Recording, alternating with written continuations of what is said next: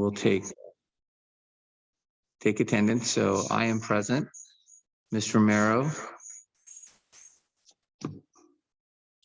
Present. Trustee Sullivan,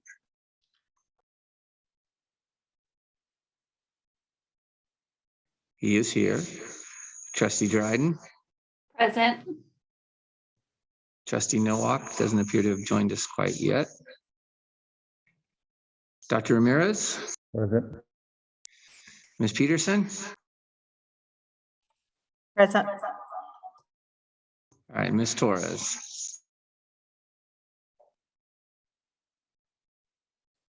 Okay, somehow my video just got turned off there. Okay, so can I get a motion for the adoption of the agenda? I'll make a motion to adopt. Okay, Trustee Romero, can I get a second? Okay, Mr. Sullivan, thank you. Any discussion or any comments? Dr. Mears, can you confirm the item about the board policies is first read and not motion? Yes, a change was made to the board agenda to reflect that the board policies are a first read, not adoption. Thank you. Thank you. Okay, any other questions or comments?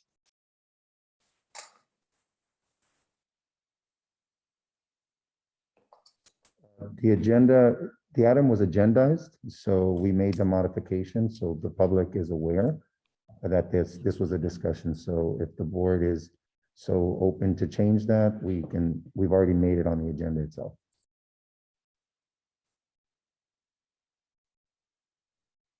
So Jamie, do I need a motion to change the agenda from consideration of approval to first read of the school board agenda? No, because as long as it currently reads that, I have my older version.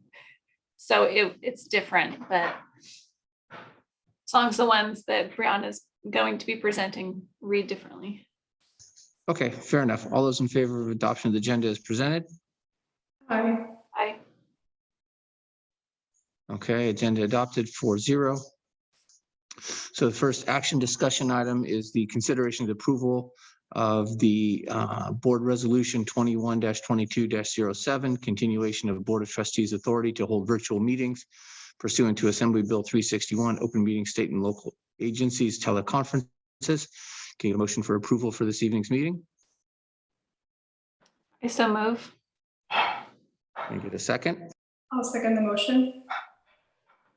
Any discussion? Yeah, a couple items. It's not just for this evening's meeting, but it's for the next 30 days. That's one. Second, the reason why we can do this tonight and meet virtually is because as I reread the language of the AB 361, it says that we have to hold this vote 30 days from every 30 days from the initial board meeting or virtual meeting, which was January 16th, and not the date that we voted, which was January 4th. So we're within the 30 days of our last virtual meeting. Okay, but the plan was to make sure that we did agendize this for this meeting so that it was approved. And again, it is for the next 30 days, but we can change that and meet in person if things do change prior to our next meeting. Any other discussion? I also think it's fair I'm going to be taking this next 30 days to evaluate whether or not I would be approving such measures in the future, since all the mandates are being lifted. And so I don't know that it'll be necessary. Agreed. Any further discussion? Okay, all those in favor of approving action item A, the board resolution 21-22-07 for continuing board meetings by virtual according to Assembly Bill 361. All those in favor? Aye. Aye. Aye. However, point of order. In reading the bill, I think all of these votes, since we're meeting virtually, have to be by roll call. Okay, so I guess we'll do it by roll call. For myself, I'd vote in favor. Trustee Romero, I vote in favor as well. trustee Sullivan, Favor. trustee Dryden. In favor. Okay, motion carries 4-0. Okay, and so moving on, the next item is public comment on closed sessions. Do we have any public comments for closed session? No? Okay. So at this point, we'll adjourn to closed session and we'll reconvene after closed session and make any announcement of any actions taken during closed session. So we'll adjourn until at 6:07 and reconvene after closed session is completed.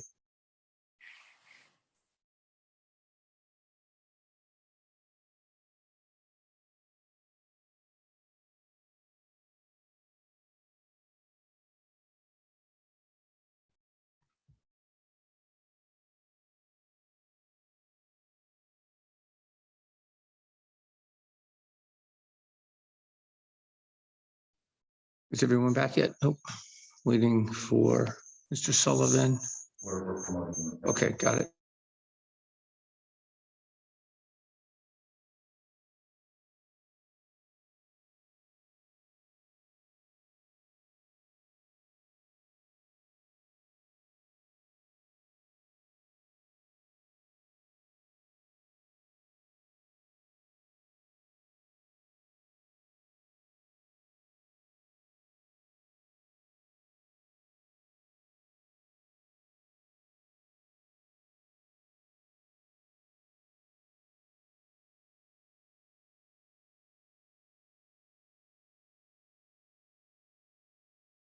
Just waiting for Trustee Romero to get back.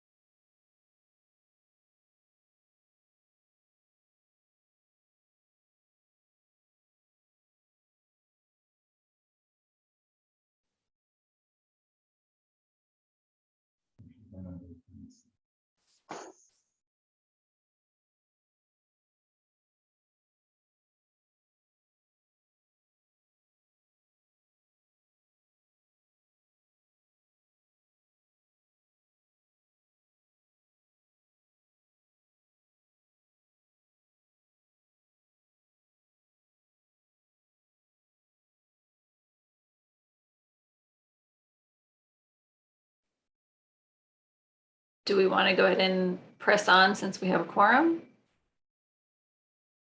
Yeah, I was just gonna give her another minute or here, see if she comes back, because I thought she was gonna join us here, but if not, I'll give it another minute, then we'll get going.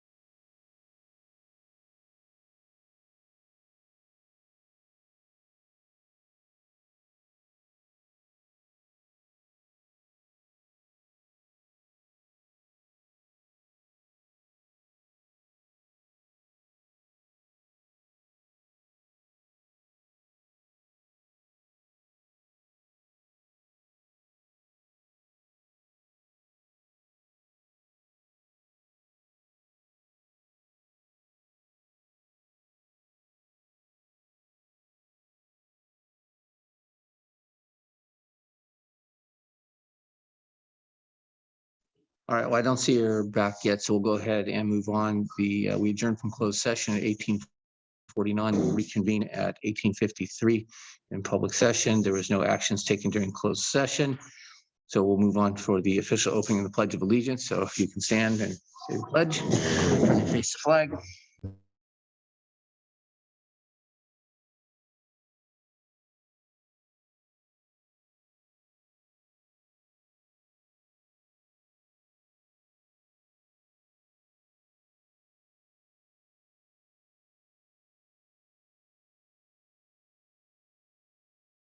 Okay, so minutes, can I get a motion to approve the minutes from our January 18th meeting? I move that we approve the minutes from January 18th. Can I get a second? I'll second. Okay, all those in favor, or trustee Dryden, are you in favor of approving the minutes? I seconded. Yeah, Okay, are you in favor? yeah. Okay, Oh. trustee Sullivan, Sorry, it took me a second. that's okay. We're doing a roll call vote here since Mr. Sullivan advised us we need to do that for our. Was there any discussion on that first? Oh, But I'm yes, sorry. I'm in favor. Yeah, I'm sorry. Any discussion before we take it to vote? Okay, hearing none. All those in favor, we'll start with trustee Dryden. In favor? Okay, Favor. trustee Sullivan. In favor. Okay, and I vote in favor, so minutes are approved 3-0. All right, do we have any public comments to the board for audience? No? Okay. Well, Sandra is also on. Oh, she is now? I Her can't. video's not showing, but she's in our panel. Okay, all right, I'm sorry. Trustee Romero, are you in favor?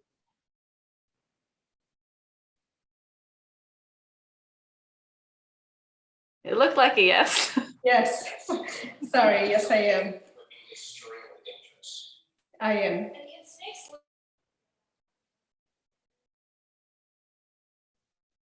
Okay. Trustee Romero, approving the-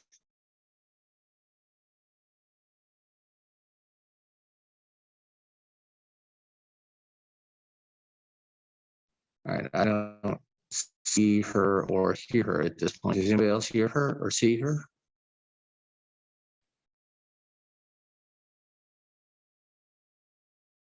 I see Sandra's name. She's just not sharing her video.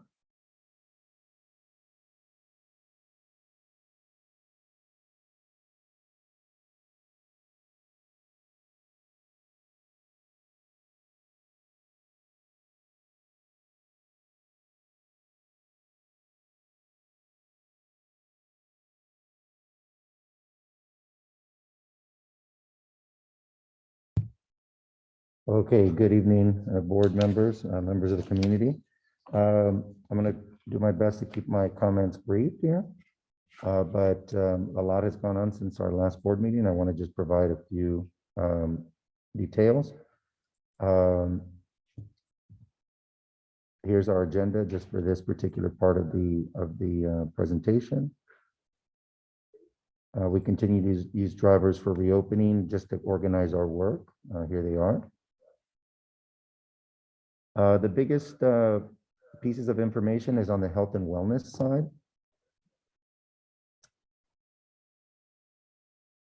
So I think the biggest piece of information to come out, of course, is around masking requirement expiring as of today, February 15th.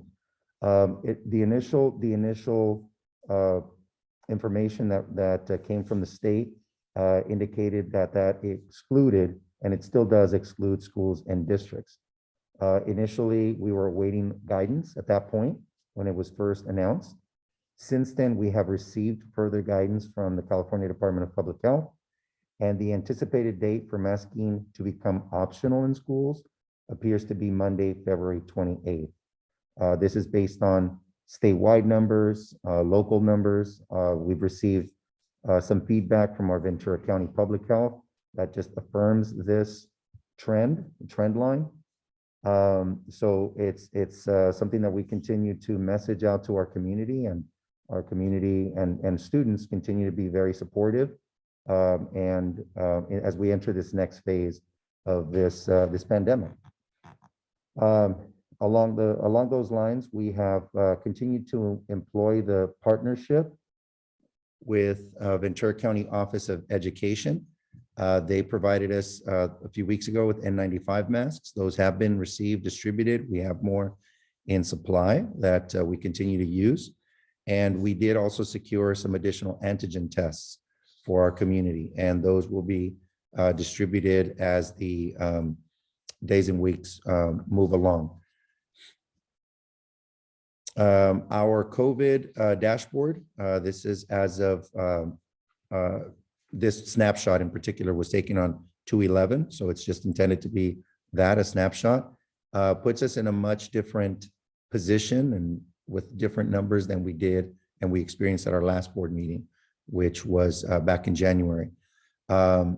So clearly that surge is on the back end for sure, and we are coming back to a place of greater normalcy, at least given our current conditions. In terms of learning and engagement, we've had a number of really important cultural events happen. Most recently, Spelling Bee. We had a Spelling Bee contestants, 11 of them in total, grades 4 through 8, who competed. A wonderful, wonderful cohort of kids. All of our kids are, I always say that, but it just so happened to be these 11 who worked very hard to get here. And you see the awards there on the side, including a trophy that has now been around for several years that has the names and years of every single one of our last winners.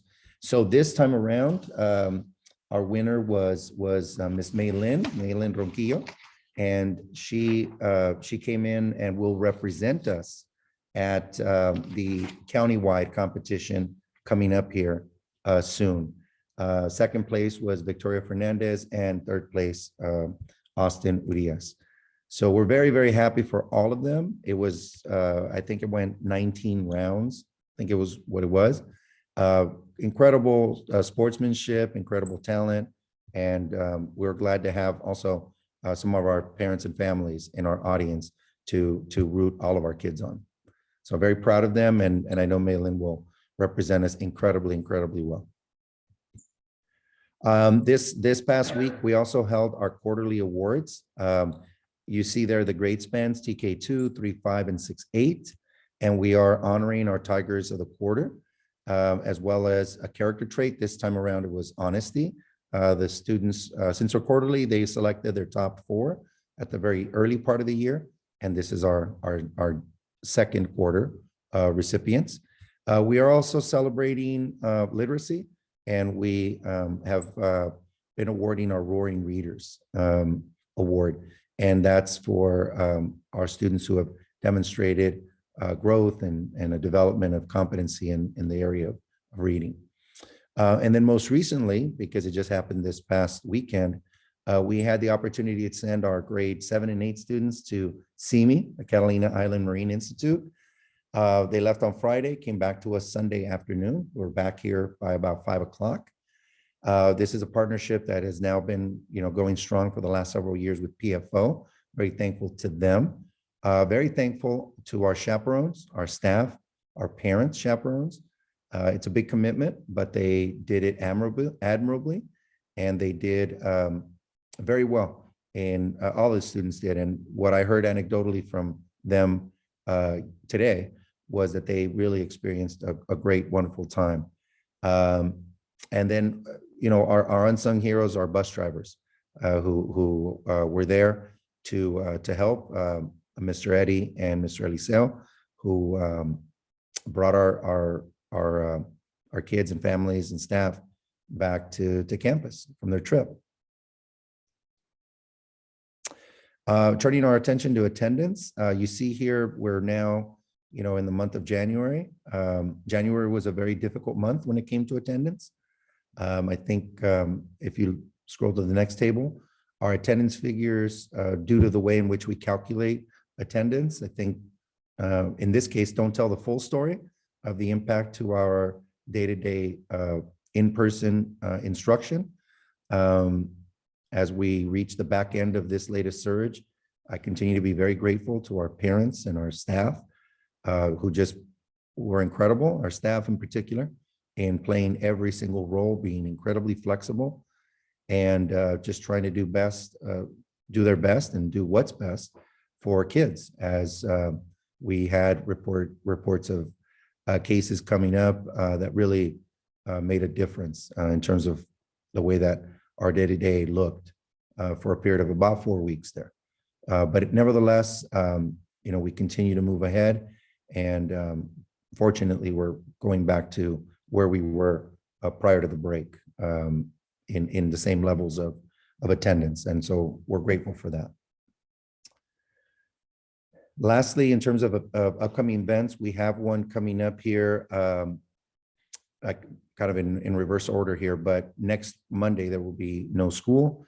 But tomorrow, I'm sorry, day after tomorrow, Thursday, we'll be hosting a middle school family night that is specifically geared toward our 5th grade families. Open invite and invitation to other families, of course, that wish to join us, who may be considering Mesa for this coming year. But it's really our attempt to show our families and help them transition into grades 6, 7, and 8. It's something that we were discussing as a staff and thought it would be pertinent to, even though they're part of our community for the most part, to help them understand what to expect come August. When I told the kids that they would be in a different grade in August, it's like their eyes widened, because our 8th graders will be high school students, our 7th graders will be the oldest of the group, and our 6th graders will no longer be the youngest in middle school. And our 5th graders, of course, they will join them. So there's a lot to look forward to, but families understandably might have questions about what awaits, and we want to help clarify that. Additionally, next Thursday, we'll be having a TKK family night, and that'll be an invitation to our new families. Someone will be returning families with younger siblings, but that's going to be a wonderful opportunity as well to reconnect and, either reconnect or connect for the first time with our incoming families. And for the time being, March 7th, we have as our final meeting of this design team. We're very, the last meeting couldn't have been better. Really rich dialogue, talking about our current needs and our future, and what we aspirationally want for the students we work with every day. So with that, that concludes my superintendent's report. All right, any questions for Dr. Ramirez regarding the superintendent's report?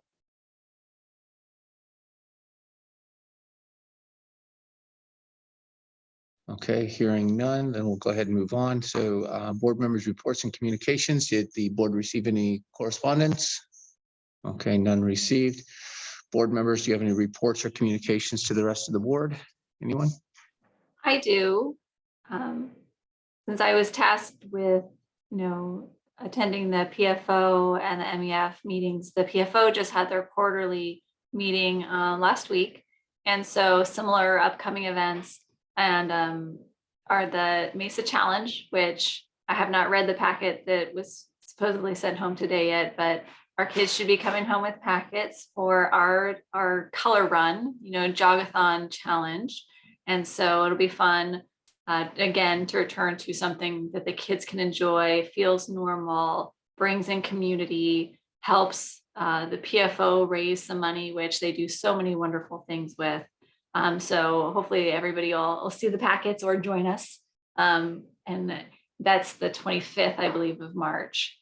And then they also are planning for Carnival. So since we didn't get to have a fall carnival this year, we're going to have a spring carnival. So in May, we're going to have all of those festivities as well. So it's something that the whole community can look forward to. And I'm really excited that we're able to bring this back, the sense of community. And PFO has been doing a great job with their fundraisers. They showed their annual budget. They did all of that review, and it looks really strong. So, big thanks to our PFO, but also our entire community for supporting our school. So we can do these fun things that bring us all together and then allow our to go on these fun field trips and everything else. And for spelling bees and for clubs like mock trial, all of these things, the PFO is so critical to those successes. So I just wanted to give an update on that.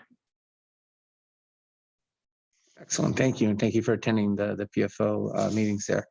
All right, any other reports or communications from board members? All right, do we have any other board members' interests or concerns they want to express at the meeting this evening? Okay, I don't hear any interest or concerns, so we'll move on to the consent agenda. Can I get a motion to approve the consent agenda as presented? Unless you have any comments or want to pull anything out for further discussion. I move to approve the consent agenda as presented. Can I get a second? I'll second the motion.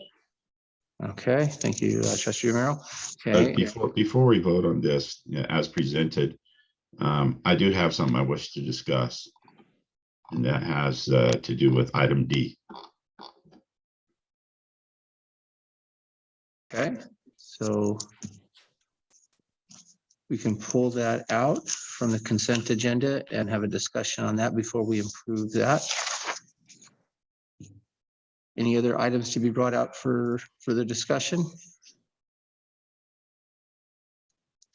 Okay, so the motion is to approve the consent agenda with item D removed from the consent agenda. Okay, a second for that? Did you want to remove it or just want to discuss it? I just want to discuss it. Okay, then I guess. Rather than maybe change the motion from as presented, saying, we'd like to approve the consent agenda. That's all you need to say. And is there any discussion? Okay, so I hear that there's a motion for an item that we want to discuss. So let's go ahead and discuss the item D, which is the 2022-2023 Ventura County SELPA agreement for social emotional services. So go ahead, Mr. Sullivan. Well, just in the future, I know that there's been a desire to move these types of things into the consent agenda, but the SELPA agreement is a contract for roughly $80,000. And we're a small district. That's not a small amount to the district. And it's something that we've talked about, the social and emotional funding as to what's going on. And I think it should be not a part of the consent agenda, but part of the action item, so that our community knows that we're really overlooking these things and not just kind of, oh, all in favor, and it gets brushed under. I see this happen in other boards, and a lot of things get overlooked in the consent agenda. And this is not insignificant to, Mesa's environment and community. I'm for it. Don't get me wrong. I'm for this, but I think it's something that,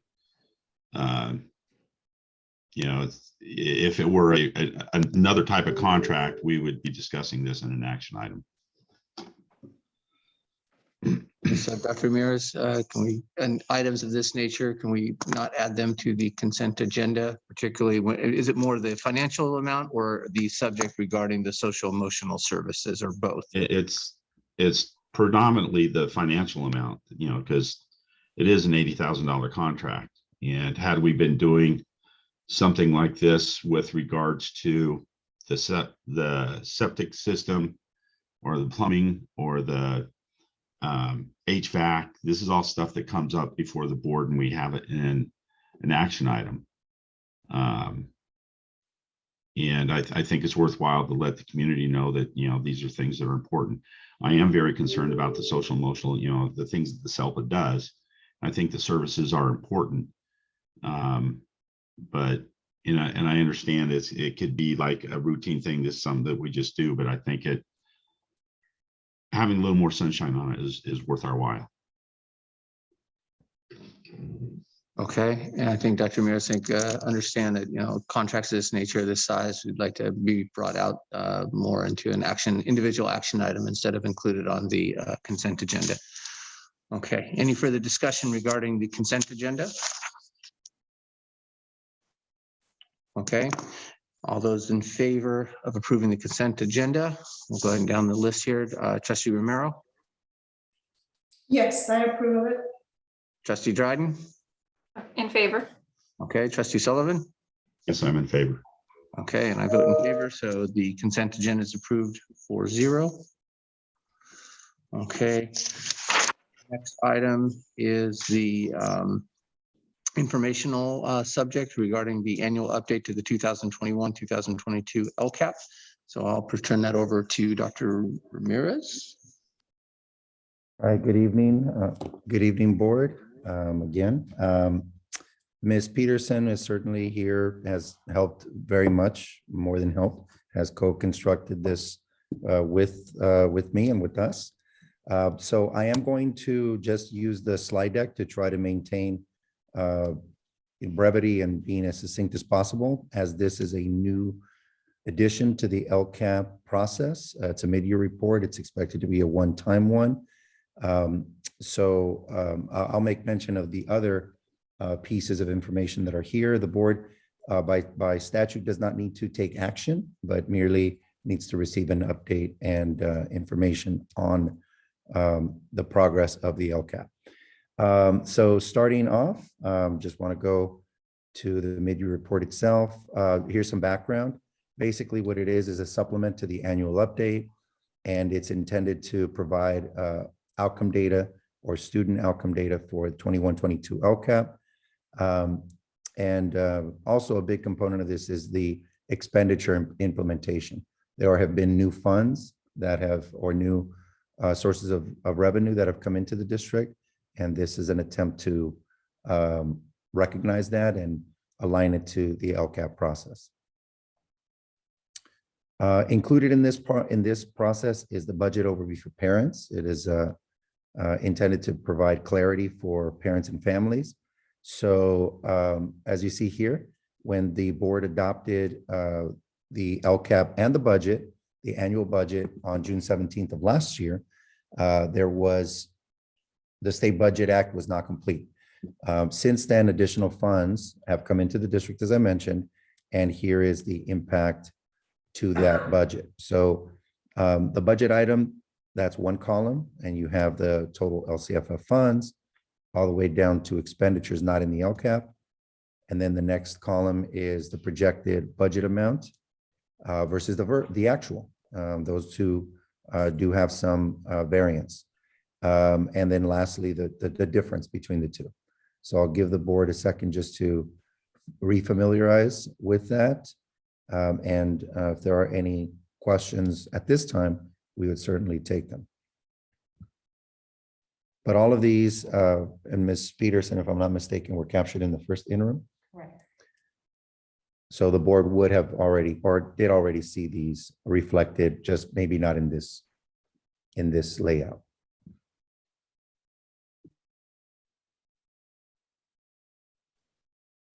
I guess I'm going to echo what I said last time. I think seeing it like this is really helpful. And I know it's for parents, so I'm glad that it's like boiling it down for me for the important stuff.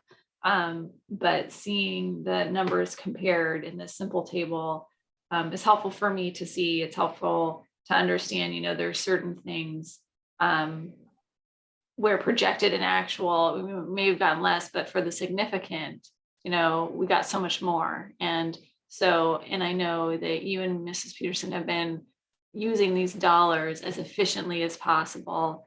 And so to see that we had this surplus, because there was so much government funding coming out last year, is going to help us in spades in the next couple of years when that may not be the case. So I guess thank you so much for there being a positive, at the end of this balance sheet here. But I also really appreciate the fact that we're seeing it in such clean language.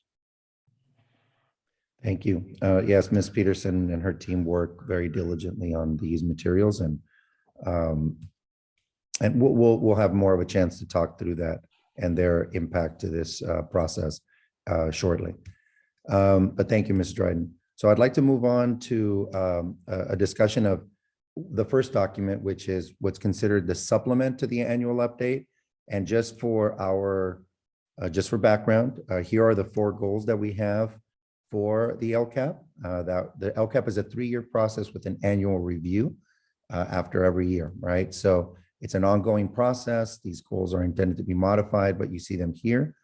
And the priorities that you see there are what have long ago been considered state priorities. There are 8 of them really that apply to school districts, but there are 9 in total. One of them aligned to higher education. Next slide. So in this one, there are 5 prompts, And what I did was I hyperlinked into that bottom part is the actual document, which is also linked in the agenda and was provided for background. With that said, I'd like to move forward with the first, with any questions that the board may have. All of the responses to those, if you could go back one slide, Ms. Torres. Every one of those prompts is in that document, separate document titled Supplement to the Annual Update. So at this time, I'd like to be able to just field any questions that the board may have relative to that report.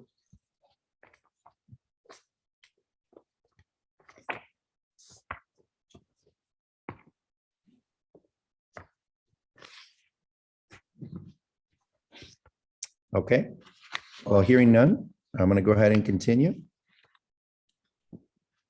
So now to the mid-year report. The mid-year report also is another component of this. And in this mid-year report, I want to just, we can go to the next slide. This one involves more metrics. And I just wanted to highlight this particular slide because given the nature of the year, there are some metrics that right now the outcome is unknown because we just haven't arrived at that place in the year. Some of them are in progress and they're marked as such in the document, and some that we already have some information to offer up. So in that hyperlink there as well, there are metrics that are part of a bigger comprehensive report.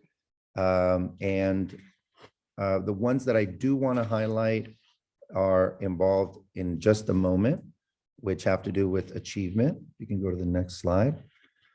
So I want to be able to just have a high-level conversation around these data results.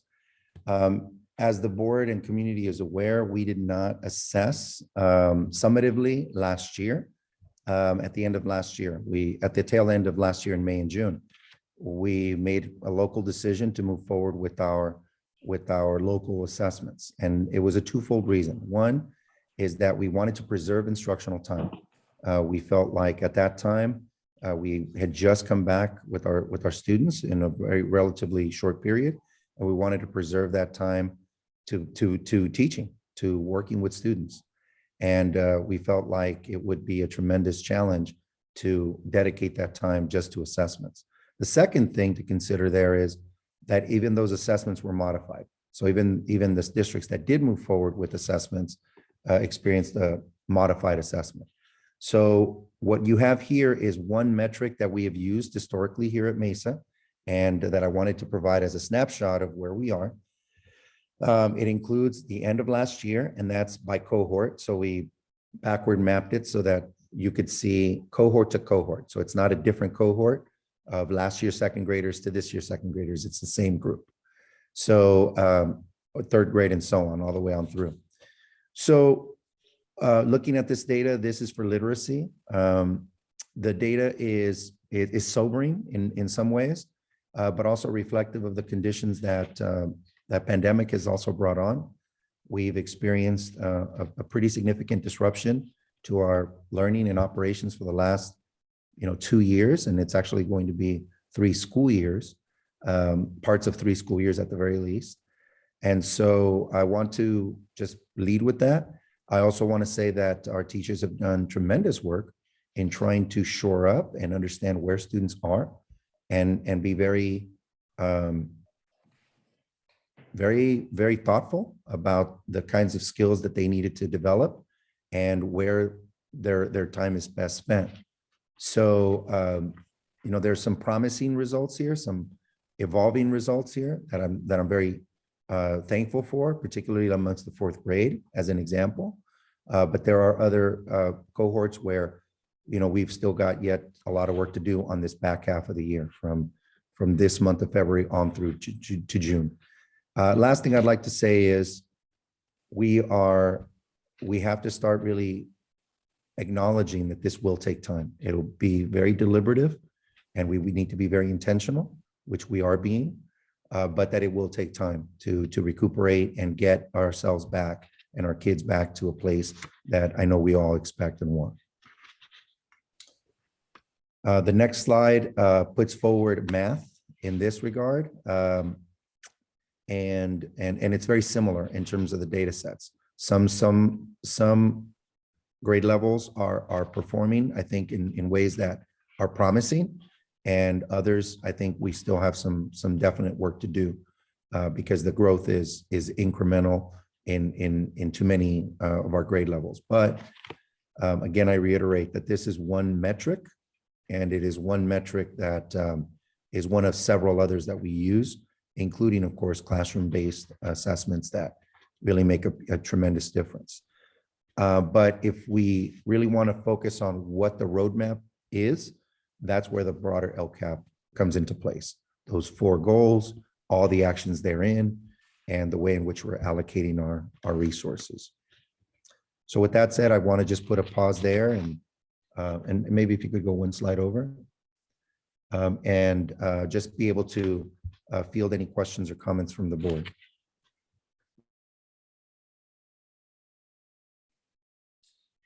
I guess I'm going to ask a silly question, but if you could just go back one slide. So when we have like end year 2021, so that's like the end of school year 2020, 2021. And then we have the beginning of the 21-22 season. So that way we can just keep that cohort, like you were saying, because I read it differently pre this meeting. So I was trying to then go, okay, they came in here and then we left here. But really, so you're saying this is the same kids in the same row, right? That is correct. It is the same cohort of students. And we did it that way to not confuse, because we didn't want to have to cross-reference cohorts so that people would say, well, if they're in 3rd grade now, they were in 2nd grade last year. No, it's broken down so that the data that you see at the end of year 2021 is consistent with where their grade level is currently.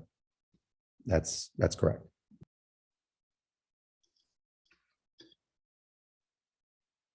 I understand that it's going to take some time, but the faster that we get normalization to what we've had in the past, as far as a school year and classroom setting, I think the faster we'll see these numbers come up. I also understand that the state, this is our own self-evaluation as to what's going on, and not something that's mandated by the state. And since the state has changed their methodology of testing, and it's been modified every year, there's been some inconsistency there. And so I would encourage us to continue to use this as a metric, so that we have some consistency until the state has figured out what it is that they're doing. And so I pray that this pandemic comes to an end and that we can get back to some normalcy as quickly as possible for the benefit of the students and the teachers, that we can show the success that Mesa is known to have. Yeah, agreed. And I just wanted to highlight a few things that I didn't mention earlier. Number one, our focal point this year has been throughout the start of the year on an academic component. Over the latter part of this winter, we have begun to more intentionally focus on social emotional and trying to find a balance between the two. Not that we were ignoring that, but we just want to be more intentional around drawing a balance between those two. How do we create learning experiences where students can find both? Not an easy balance to strike, but an important one to pursue. The other thing that I would mention is that from the start of the year and really dating back to the latter part of last year, we've prioritized writing as a focal point of instruction. Number one, because it's an area that we know our students really benefit as communicators. Number two, because it goes across all content areas. There's always pieces of writing and as a form of communication that exist in math, social studies, science, even art, music, and PE can benefit from that instructional focus. And lastly, I think that this, to go back to Mr. Sullivan's point, it still does highlight the need to get ourselves increasingly back to, a pre-March of 2020 state of normalcy, so that we can really reap the full benefits of what we've set out to do in terms of our goals and actions. we continue to be challenged by that over the course of this entire year, as students would come in and out of independent study or whatever the case might be. But yeah, I couldn't agree more. I think getting ourselves back to a place of a routine is going to be critical over the last half of this year.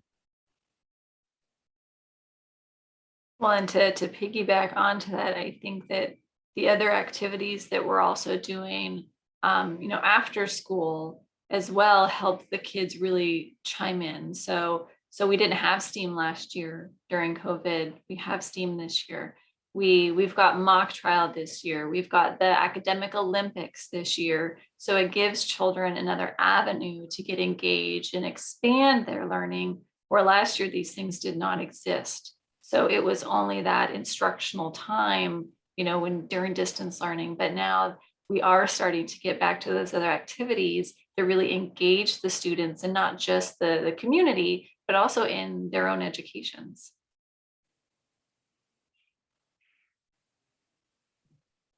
Absolutely agreed. And I actually, that's a good segue to this particular slide, because this one talks now specifically about the expenditures and the implementation of those goals. And again, just to reiterate, there's much more detail provided in the report itself. I didn't want to be redundant, but in that sense, there are also actions that have either not begun. Most are in progress, actually. Most all of them are in progress. Very few are completed, only because we really selected pretty robust actions that aren't just finite in time. Well, with that said, I did want to draw just some clarification, because I want to make sure that our public understands this. On the report itself, Mrs. Peterson has been fantastic at providing us the financial reporting. You'll see that it's broken up into expended. That means the funds that have already been spent, right? Encumbered, meaning those that we've already earmarked and hold on to for the expense, typically around salaries or some kind of a contract. That's typically where you'll see those, or where we know that an expense is going to happen, and we want to make sure we don't, that we have the funds that we need for that year. And then lastly, there's a balance, and that's the difference of those two. With that said, and finally, and of course, there's the budget. The budgeted amount is first, the encumbered is next, the expended, and then the balance. So the balance is what we have remaining for this year. And, of course, with budgets, they are intended to be revised on an ongoing basis. And, we want to be very thoughtful with our dollars, of course, with our resources. So I just wanted to clarify that point.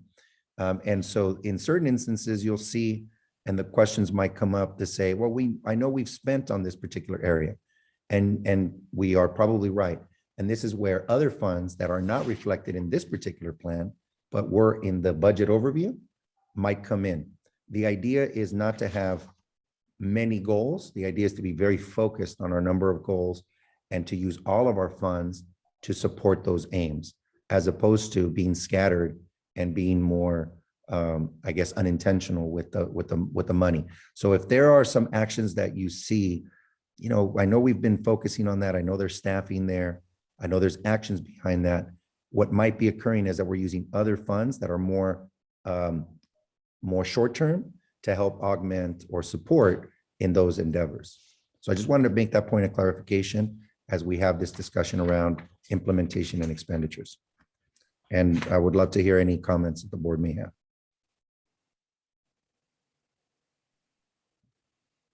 Thank you. That was one of the questions I definitely shot over Dr. Ramirez, is because I saw that there was so much money left in the balances of most of these, that we definitely wanted to be sure that we had either things that, if we haven't been started them, but also like the things I know we are doing, to make sure that they're represented. But yeah, if we can get funds from another source, that we don't have to take them from some of these funds.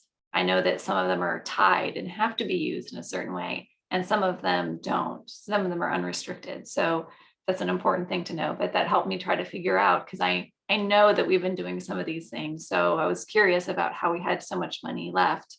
But I'm also excited that we have so much money left, because the year's not over and we can do a lot more things. Absolutely. And I'll turn it over to Ms. Peterson as well. Also, just to note is that some of the plans, like the ESSER 3 plan, it's a multi-year plan as well as the educator effectiveness plan. And so they might be reflected in this and appear to be unspent. But many of them are plans for future implementation. And just as I mentioned, the ESSER 3 plan, we have multi-year goals for smaller class size, those types of situations. So that's why you also will be seeing some things basically fall out of the budget, and they're actually allocated for future years.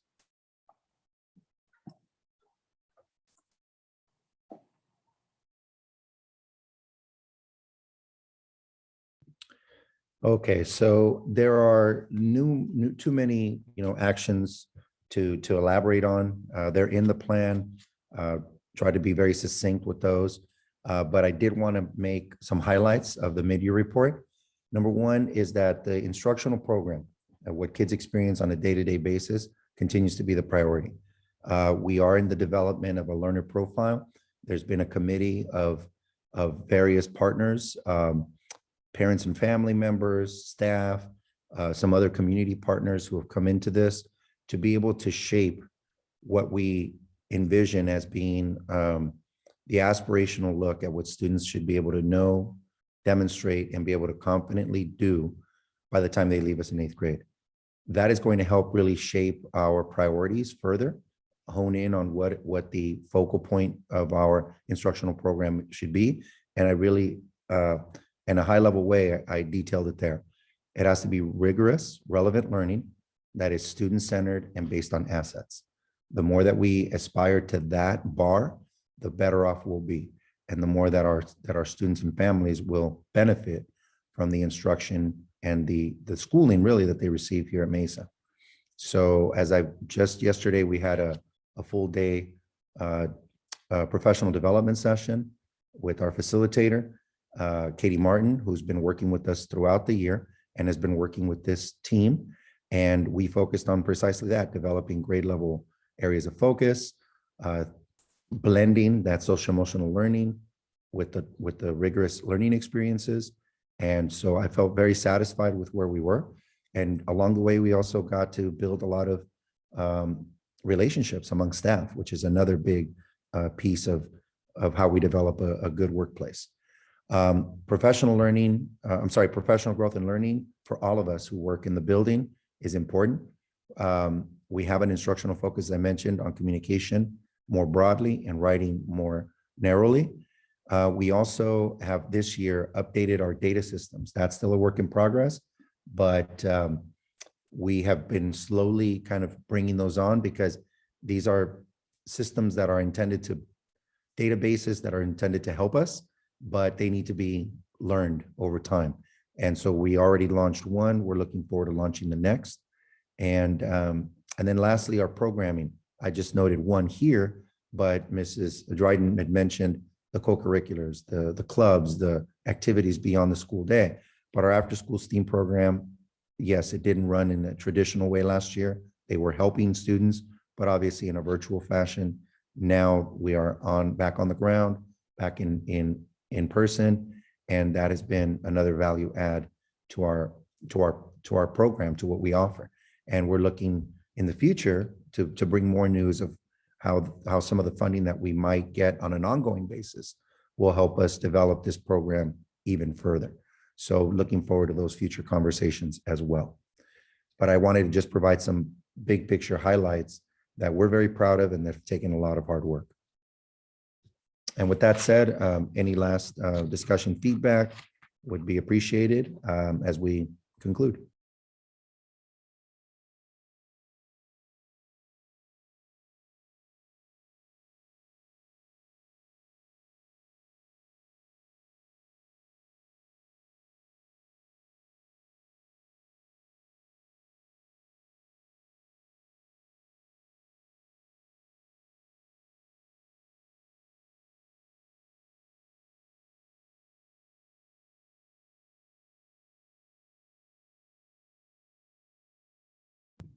Sorry, Mrs. Romero, I don't know if you had a comment. No, thank you for the report. It was very thorough. Thank you. Just having a little bit of a technical difficulty here and we'll get squared away.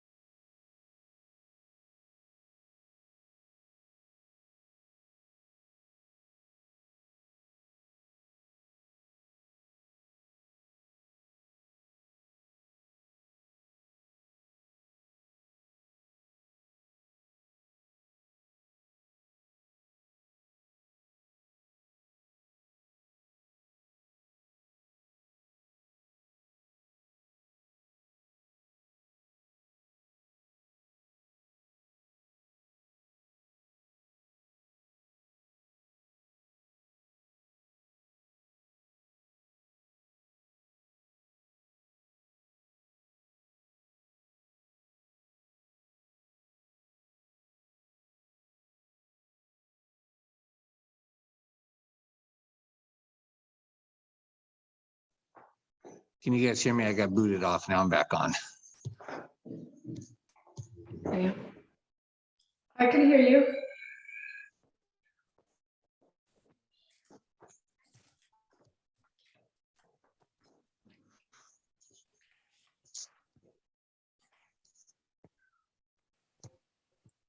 Hear me?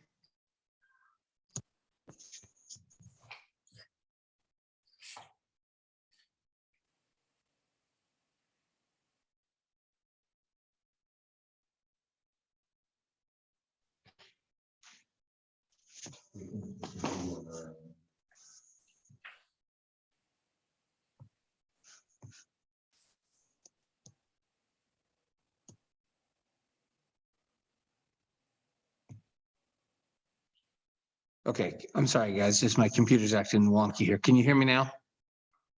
Okay. Yes. Sorry about that. Hopefully that'll stop glitching there. All right. And so I was paying attention to Dr. Ramirez's report there. Any other questions from the board or any other comments from the board's members? Okay. All right.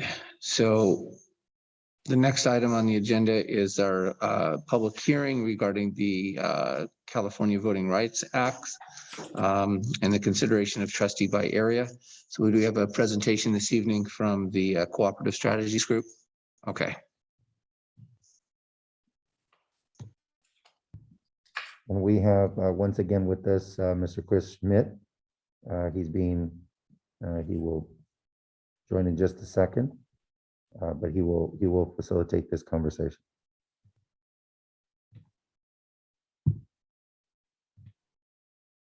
And just for the good of the order, this is the third public hearing. According to our original timeline, the idea would be to take action at the March 15th board meeting. We've already received from legal counsel a board resolution that can be enacted with the decision that the board arrives at that board March 15th meeting. So I will look forward to agendizing that for our next meeting.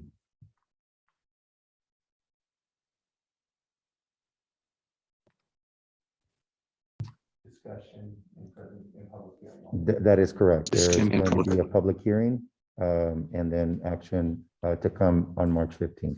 And I clarified that with our legal counsel and with Mr. Schmidt at our last consultation.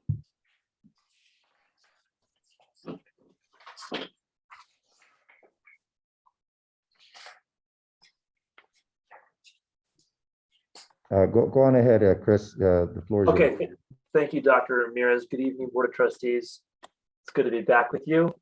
I'm sure you're excited to hear a lot of the same information again, and then I'll try to get through that as quickly as possible, and then we can get to the I know most of the interest is going to be in, scenarios 4 and 5. And so I'll try to get through this pretty quickly and we can, I can take your questions near the end there. All right, next slide, sir. As Dr. Ramirez said, we're at February 15th, and we'll have a discussion again tonight and then come back again on March 15th for another discussion, and we'll have some resolutions. These are the checklists you've seen. We must do the first two. The other we try as best as possible to do. The first one, nearly equal inhabitants. We're number one, we're chasing population balance. What you'll see in these maps is it creates, we have to pick a line somewhere. You've experienced that there's, in districts with many schools, they have to pick boundaries somewhere. So we pick the wisest that we can, but we do need to chase population balance. Secondly, is comply with the Federal Voting Rights Act, and that's mainly we do not want to dilute protected classes who have voting rights. And the others, we want to keep areas as compact and contiguous as much as possible, respecting communities of interest, follow natural geographic features, and when possible, respecting incumbency, and then any other local considerations that the board or the community point out. Here we have just a shot of your current boundaries. And really here, we're looking at total population. And so the total population based on the 2020 census for Mesa Union is 3,628. And total population is what we use to create the balanced trustee areas. It's not about citizen age or over 18, it's total population of the area. Next slide, please.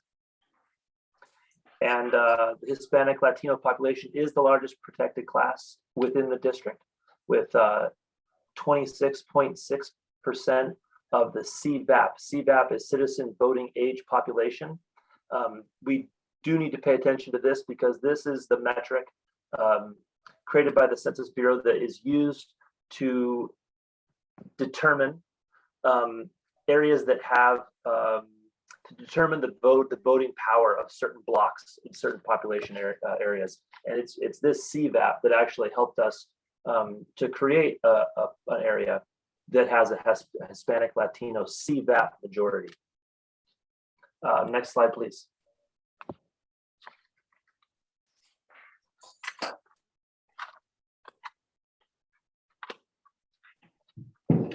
Okay, trustee area, scenario 1. So we have trustee area 1 in yellow in the western portion of the district, and this is where we were able to create an area with a 67.1% Hispanic Latino CVAP percentage of population.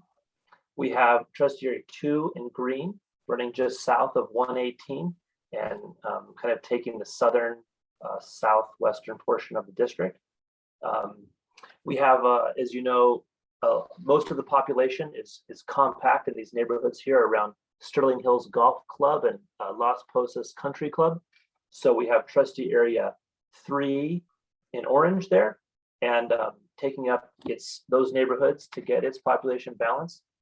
And trustee area 4, getting its population from those neighborhoods and extending east, but south of 118, and then trustee area 5 really dominating the north and extending past. Does have to come in to get some population in those compact neighborhood areas.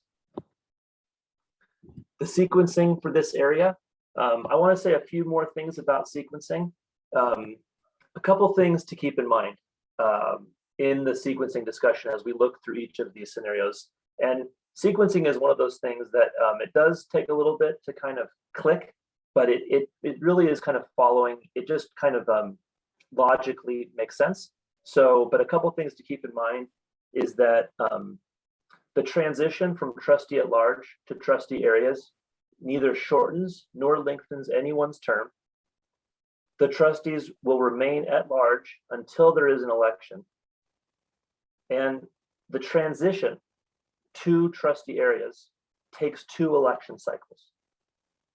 So you can see in this in this scenario, I'm going to start with, let's start with trustee area 2.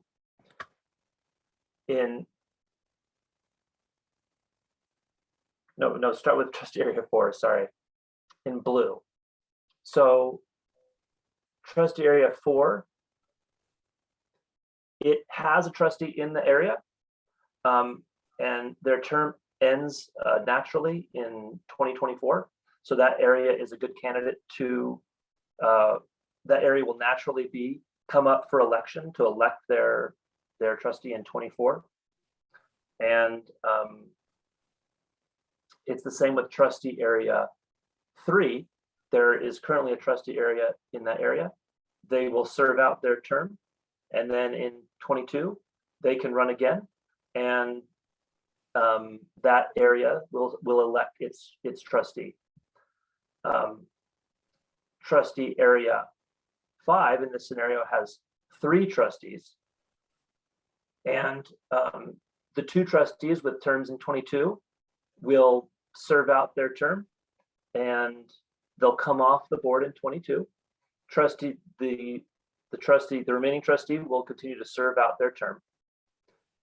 And then that leaves trustee areas 1 and 2 able to elect their trustees in the 22 election. And that's how that natural stagger occurs in this scenario. Next slide. You can just see here quickly the total population, 3,628, ideal trustee area size of 726, and this has a variance of 6.1. The largest trustee area is trustee area 1, the smallest is trustee area 1 at -2.6, and the largest is trustee area 3 at 3.4. That's where we get that variance there between the largest and the smallest, and you can see here in the 3rd row, the Hispanic Latino CVAP majority in trustee area 1 at 67.1. Next slide, please. So scenario 2, same variance, but we're just giving you another view of possibilities. And so in this situation, trustee area 2 in green extends north of 118, which means 5 gets smaller. And so 5 then comes and needs to take population.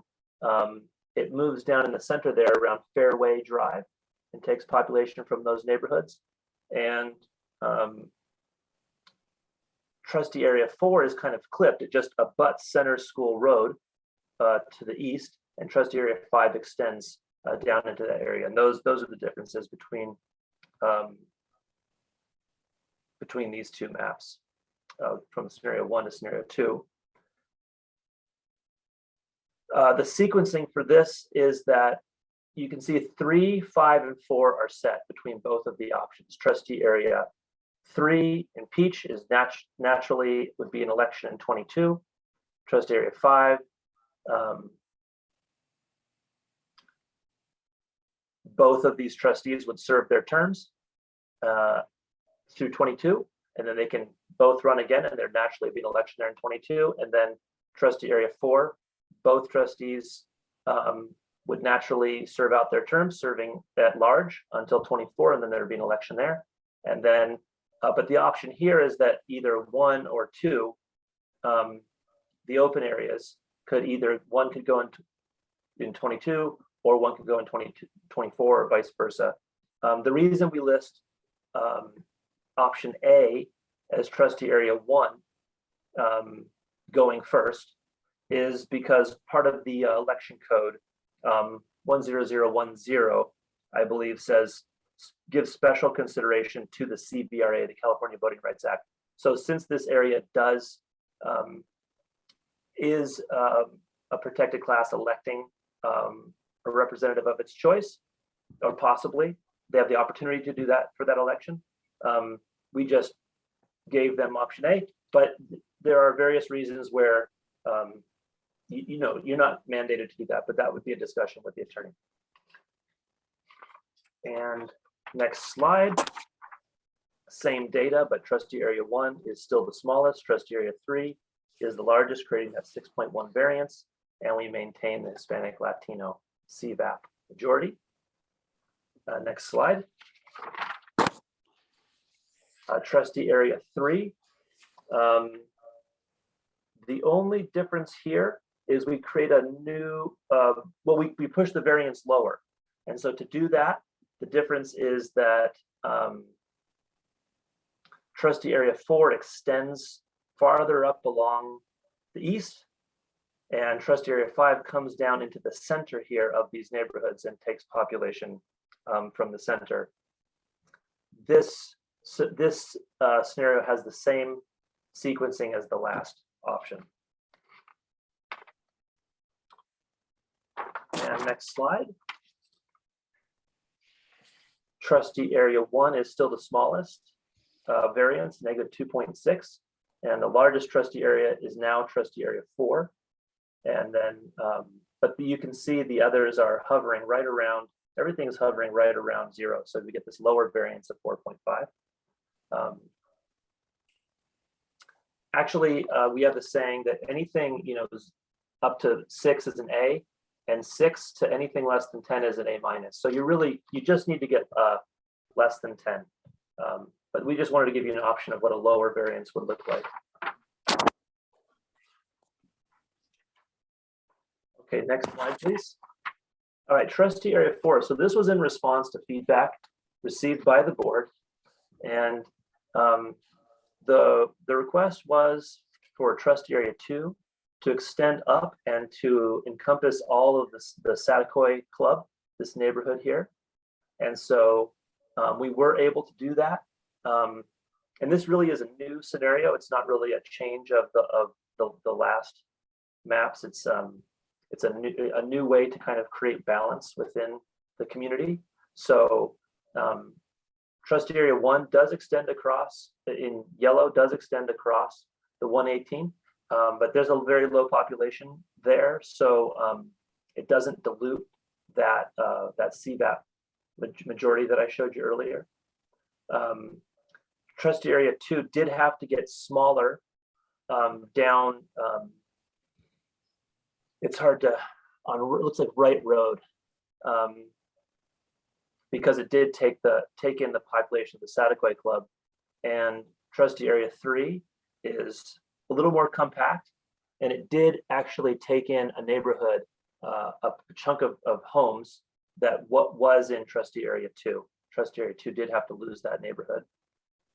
And then trustee area 4 just sits in the center of the district, south of 118. And trustee area 5 sits in the north and the eastern portion of the district. And so just to go into the sequencing here, I'll just reread kind of the things to keep in mind, because there was a question about kind of focusing on the sequencing on these last 2 scenarios. So remember, it neither shortens nor lengthens the term. Trustees remain at large until there is an election. And the transition from trustee at large to trustee area takes 2 election cycles. So you can see that in this scenario, looking at option A and B, the constants are 2, 3 going in 22 and 4 going in 24. So looking at trustee area 2, in green, there happens to be a trustee area who lives here now. That trustee will serve out their term, and then in November 22, this area will have an opportunity to elect their trustee. Same with trustee area 3. This trustee will serve out their term, and then they will hold an election in November 22. And trustee area 4 has a trustee who will serve out their term till 24. And then this area the blue area will hold an election. The only difference between options A and B is, again, which area goes first, the trustee area 1 in 22 or trustee area 5 in 22. So again, we just placed trustee area 1 as option A because of that language to show special consideration for the CVRA. But if there are reasons for that the board and the community feels that 5 should go in 22, then that's also an option.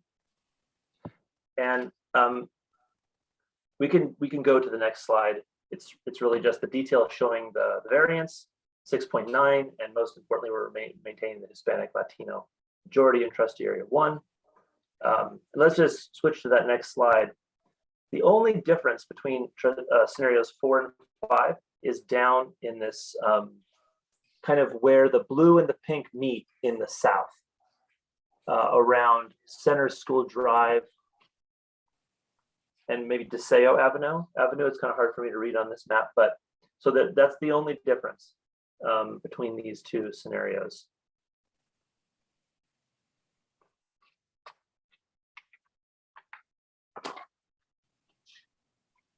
Are there any questions? So Chris, I have a question about, since we're talking about sequencing, because you keep saying, 5 could go either, but if we already have 2 trustees in area 5 and 1 term would be ending in 2022 and 1 is, good until 2024, doesn't that mean that zone or that area has already met? And so then you would automatically choose a zone that didn't have any representation? I guess I don't understand how you could still choose a zone that already had representation. Let me see here. So they would serve, so can you, let's see, trustee area. So in 4 or 5, either way, there's both a trustee for 2022 and 2024 in either 4 or 5, depending on the model. They would serve out their term. Trustee area. Would the end result be the same whether you select scenario 4 or scenario 5? Because trustee that lives in trustee area number 5's term ends in 2022 versus the trustees that reside in trustee area number 4. In scenario 4 and scenario 5. It appears to me to be the same result, whether you select either scenario, because the trustee in area number 5, their term or that person's term ends in 2022. Is that correct? Well, actually, Trustee Dryden asked a good question, and I'm struggling to answer it. I mean, it does, so trustee area, so looking at trustee area 5, trustee area 22 would drop off, trustee area 24. So they would serve their terms. You have one, Chris. 2, 3. Chris, Yeah. can I interject here? Please. Is it possible that in that scenario B, that trustee area 5 needs to still drop to 2024? Because you have an existing board trustee in that area through 2024? That's what I'm saying. And so, we work with attorney to make these sequencing, but this is a good question. So I agree with you, Dr. If I could interject something here. Okay, this is the way I look at it. There should be no option B on any of these scenarios. Because the reality of it is we're creating a new trustee district in district number 1 that has no representation. The whole purpose of this exercise is to get representation there. And you're having it to go to 2024, which I think in option B in 4 and 5, which just defeats that purpose. It totally defeats that purpose in my mind. And so an option B in either of those 2 options in 4 or 5 just doesn't make sense to me, is that our primary goal, the whole purpose of going through this process is to get representation in area number 1 as quickly as possible and not to prolong it out to 2024. Does that make sense? Well, we were told, typically the attorneys cover the sequencing. the attorney was not able to make it tonight. I'm not sure about their schedule, but I believe what they said is that there happens to be an option B, and so we included it. But if the board doesn't like option B, No, but they did it because it's a requirement. The attorneys have not been here at any of these meetings that I can recall. The first meeting that we had together was a non-meeting, is because, no offense to you, Chris, but we could not hear you at all. It was totally garbled, and we probably should have shut it down. But that's a technology issue, not yours. But you keep referring to these attorneys, but we don't see them show up.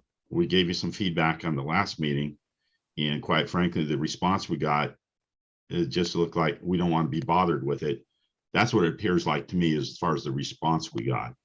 Because we're pressing these 5 scenarios, and we don't care what the board has to say at this point in time. I'm not saying that work didn't go into it. I'm just saying that's what the response projected, at least to me.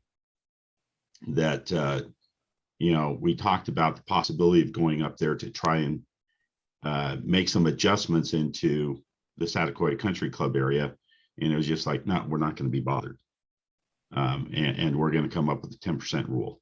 Not that we couldn't adjust in other places. And so I'm bothered by that response a great deal. I'm bothered by the fact that the attorney is not, this is obviously not important to him from my point of view. Coming back to this, I'm going to go to what I'm saying is that option 2 in 4 or 5 is really irrelevant, because the whole purpose of this whole process is to get somebody as quickly as possible in trustee area 1. And we shouldn't be prolonging that to 2024. And that's what option B does in both cases.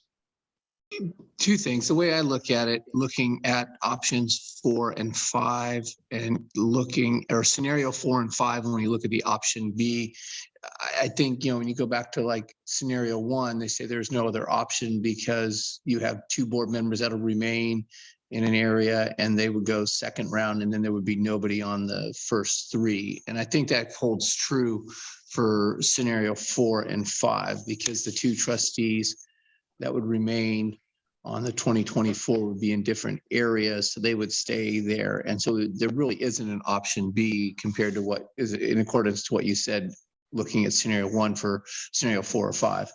And regarding the 6th scenario that we put forward, I did see your response as saying that just because that Satakoy Country Club area has too high of a neighborhood population, you couldn't divide that any further based on the lines that you had, correct? And we got too high a variance there. So did you try to kind of make sliver neighborhoods, but you can't divide them up? They have to be in certain packets that you can't divide any smaller than that, correct?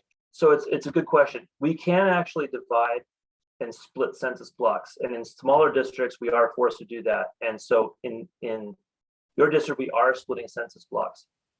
However, so in the conversation we had with the attorney, what we can't just reach a finger in and just to grab a trustee. We can't do something that looks like that. And so we would have to follow some sort of natural lines that could be defended. And so, but when we did that, even just pulling in, so that trustee lives kind of on the right road, the eastern road. There's like 2 roads that go north. Even just pulling in the first kind of stretch of homes there before we even get to the trustee made the population too large. So then to extend over and take in, that whole northern part of that area got even larger. So it was impossible to kind of reach across in a way that made sense into the upper half of the Satakoy Club to reach across homes to reach that trustee. So, we did have under that scenario, that's a true call with statement. the attorney, and we did sit and draw maps. It just made trustee area 1 too large. Chris, under that scenario, you're absolutely correct. But just like in scenario number 4, you've got a little finger to come out there and separate 2 trustees. you could have come up around, because nobody is really living to the north of that trustee that's in this Adequate Country Club, and leave out Skywalker Drive and just cut off the part to the north and come in and grab just a portion of Clubhouse Drive and the other street that's there. There's two streets there, and leave Skywalker Drive in trustee area number 2. So I could share my screen and pull up and have the Google map, and I could kind of see what you're saying.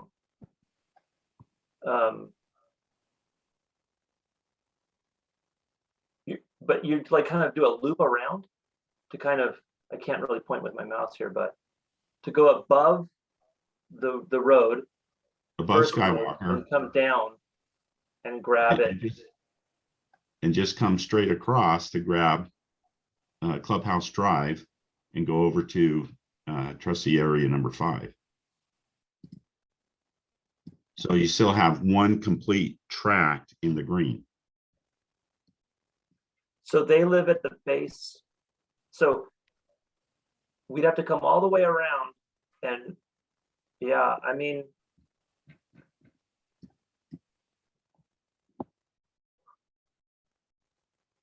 See, there's nobody living to the north. The population size to the north is insignificant. You know, Right. the number of people that live on Clubhouse Drive, and what's the other drive there? Trustee okay, Romero. so Clubhouse is the first one, and then Northridge. Skywalker, No. What's the Clubhouse, irrigated area? Northridge. Is that Northridge that's on Yes. to the right of you? Yes.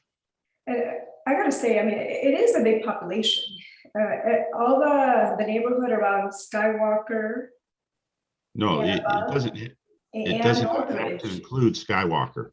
No, yeah, we didn't include Skywalker on our, we just came in and grabbed kind of right where Clubhouse and Northridge split. And to get to that trustee, we took in Clubhouse and then came across to take in Northridge. But you're saying leave out Clubhouse and then just come down and just take in Northridge. Hold on a second. I have the map. Just the split. You know, what you guys drew on the map didn't make sense in the answer. Chris, Oh, are you able to share your screen? when it says host disabled participant screen sharing. The host needs to make him the host. I think if you right click on, there's a little 3 dots on my picture. Oh, there you go.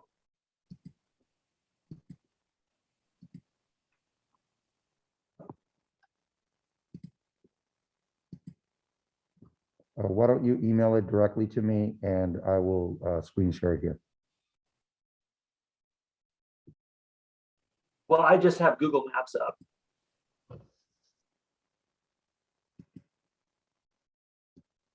I could take a screenshot of that. Yeah, go ahead. Or put a link of it in the chat. Well, I'm kind of zoomed in. I mean, I'm on live on Google Maps, just.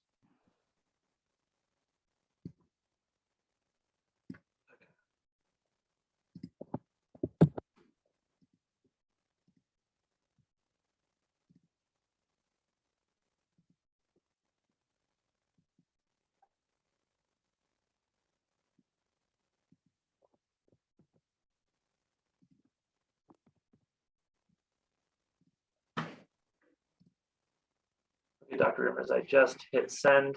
It doesn't have a subject or anything. It's just an image in an email.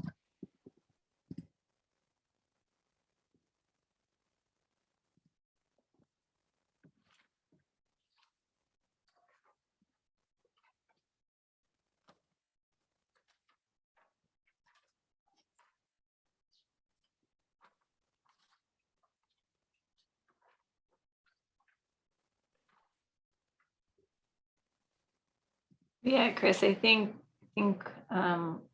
what trustee Sullivan was saying is that you stay to the, like the north of Skywalker, so you don't even bring it in, I did that. Correct. That's what we did. We did not bring in Skywalker. We just brought in Clubhouse. you know, and kind of went to that corner with Area 5, you know, just kind of. Well, bring like that you, in. like I said previously, is that the response doesn't indicate that. And we have no idea what it is you guys did or didn't do. And the line in the picture that you did included that. And that's why I was disappointed that there was none of the background stuff saying, this is why here it is.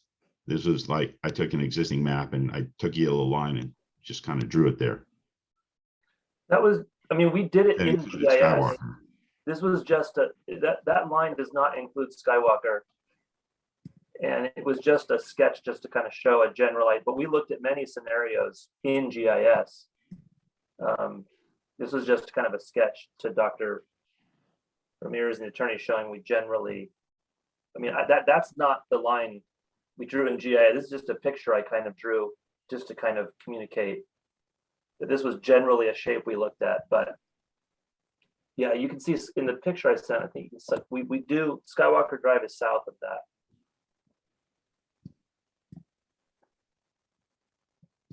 Well, it's hard to see, it's just a little sketch.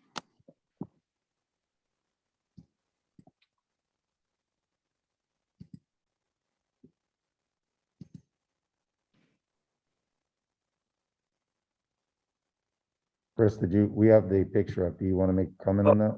Sorry, I couldn't. Okay, so Skywalker Drive is actually that, yeah, down to the very bottom of the left, or no, just on the zoom. The very bottom left of the picture, you can see the cul-de-sac on Skywalker Drive. Very bottom left of that photo. Yeah, that's the top of. Yeah, let's do now. Yeah, and so we didn't, yeah, just that your mouse is kind of almost there. That's that cul-de-sac on the very bottom left. But we just pulled in just Clubhouse. Yeah, there. We went north of that and only pulled in Clubhouse. And then the trustee lives like in the second house, I think, on North Ridge Drive. So we would have to take in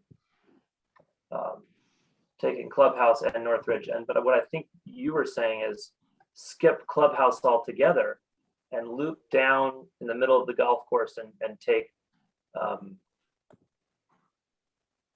and that might well, no, I think that the answer is the population is too high. Even if we come and loop down we could try looping down.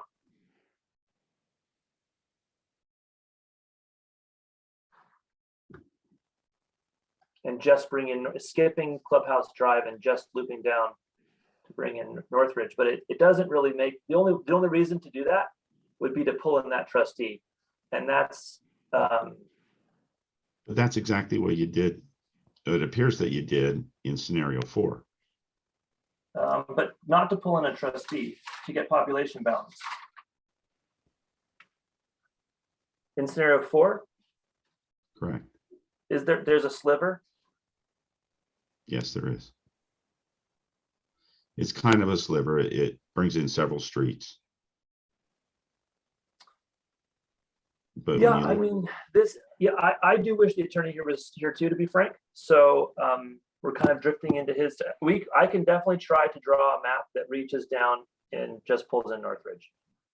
But it doesn't have to just bring in Northridge. It can exclude other parts. You know, it's not just a single boundary. There's other sides of that as well that can be adjusted.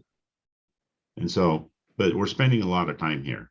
My initial comment was to, in scenarios 4 and 5, that option B do not make sense to me at all in 4 or 5. That's a fair, totally fair.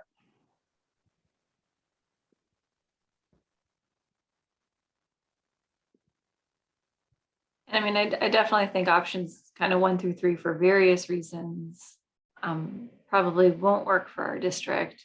but some of them really being that there's just too many different neighborhoods in one area. And so it's, and that's why 4 and 5 appear to be better, because it helps us expand that population in another way to bring in another community or another area that's not already covered by one. So that's why I think 4 and 5 are favorites, or at least my favorites, because it does break up these different neighborhoods, kind of in that way. It's just that area 1, I don't think we should make a sliver for it, for that purpose. But yeah, it's if you could reshape it, but I think you're dealing with the other, that we need to have the majority also stay within that area 1. So, I think that's just going to be what it is. But I like that area 4 and 4 scenarios, 4 and 5, really expand the green area, which I think is important, especially given the, the correctional facility issues. And then that's not really a community. It's a large population, but it's not a community, and it's going to go away. So having representation of a community in the green area, I think is really important to be in the Zadoquay area. 4 and 5 are similar, and just kind of change the slivers for the 2 trustees that are listed there. And to me, I can make sense of those slivers in different ways too, based on, like elevation or what they're adjacent to, because there's some, major roads in those areas, and it kind of could divide it up one way or the other. So that's really a toss for me, but I definitely am on board with Mr. Sullivan, and that's why I brought it up, is that I don't really think there are other options for B, for 4 options, these 4 and 5 situations, because we got to bring in area 1, we got to bring in the yellow. So I think we're all on the same page. If that's the objective, we want to meet our objective.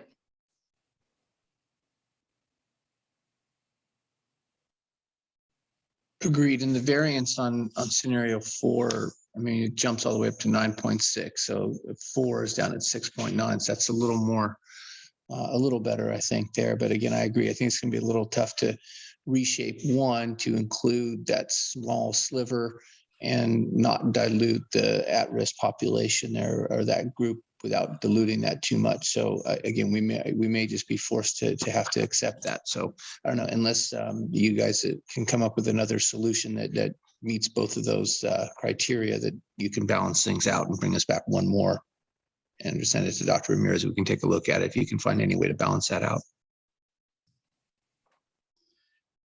I would be curious, now this is just a curiosity thing, because it is what it is what the variance would be less the population of 250 that's at the youth authority that's going to disappear in the next year. It's a hypothetical. I get that. We're going to vote on what the current is, but I'm just kind of curious as saying, once that population is out, what's the variance?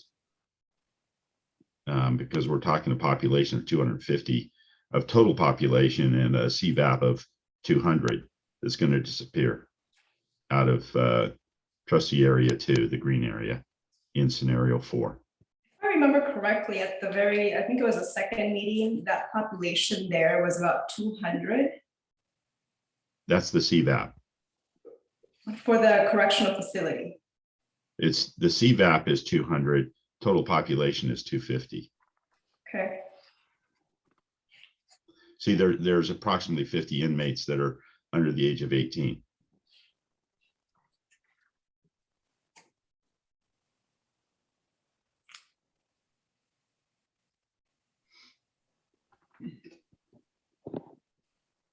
Again, I think we have to use the 2010, 2020 census. 2020 census. And so unless there's a significant change, but again, from what I remember our last conversation, that we had to use the 2020 census. So it's a moot point at some point. No, it's like I said, it was just a hypothetical curiosity for me, because you were looking at the variance of 6.9.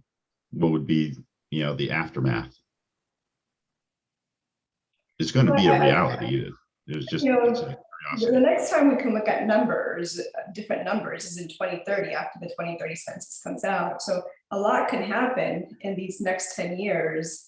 The population can increase, decrease in various ways. I mean, it's a hypothetical right now, but it's really not going to take us very far because there's so much that can change in the next 10 years.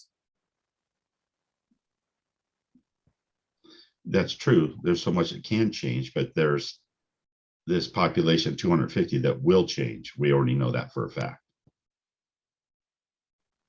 Well, and Chris, I'm not sure if when you guys were doing maps, if you were considering coming further towards Santa Clara Avenue for the yellow area or not, or if that population got too large, but it's just so hard because between like central and right, you know, between where we got our three colors going there, it's just fields.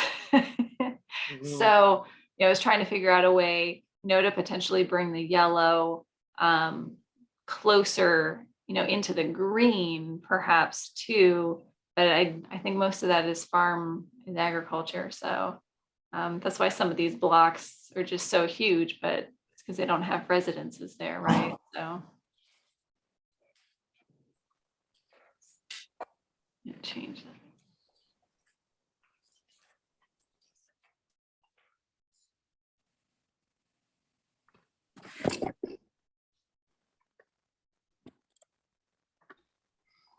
I mean, I would, if you want to draw options and send them, you know, send them to Dr. Ramirez and send them to me. You know, if there's ways that you want to see that trust area 1 kind of come up and reach into the Sataquai Club in different ways, more than welcome to send those to me. I really appreciated the drawing we received early on. It is kind of difficult on the call to, I'm not as, of course, as familiar with the area as you are, but it's hard to describe these things. But if you want to draw something and send them to me, we can work on those. If you see a way for that yellow to reach up and around, or, you know, I'm open to your suggestions.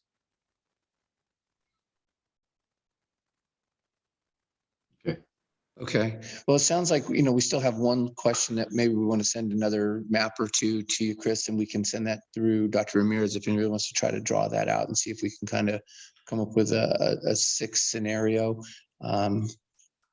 But as far as that, any other questions for this evening or any other points of discussion for right now? I think we've kind of talked about this. I mean, 1 and 3, we kind of said maybe don't fit our need. 4 or 5 potentially, but would like to see if that other 6 scenario, that if we can kind of include a little bit more of the Sataquai. So if Mr. Sullivan, you want to try to draw that out and send that to him, Sure. or send it to Dr. Ramirez and he can forward it on to him, that would be great. That's fine. Okay. All right. Any other discussion or any other thoughts regarding the areas? Can we also get the names of the roads that define each trustee area? So not every trustee area is defined by roads. Some is defined by geographical features. But what we could do is create a Google map where it just has a unique link, and you can follow that link, and then you can kind of click on each of the scenarios, and that scenario will be laid over a Google map. And then you can zoom in and see those boundaries. And we can make that. That sounds perfect, Chris. That would work. That'd be much appreciated. Under that CAMZ file, yeah.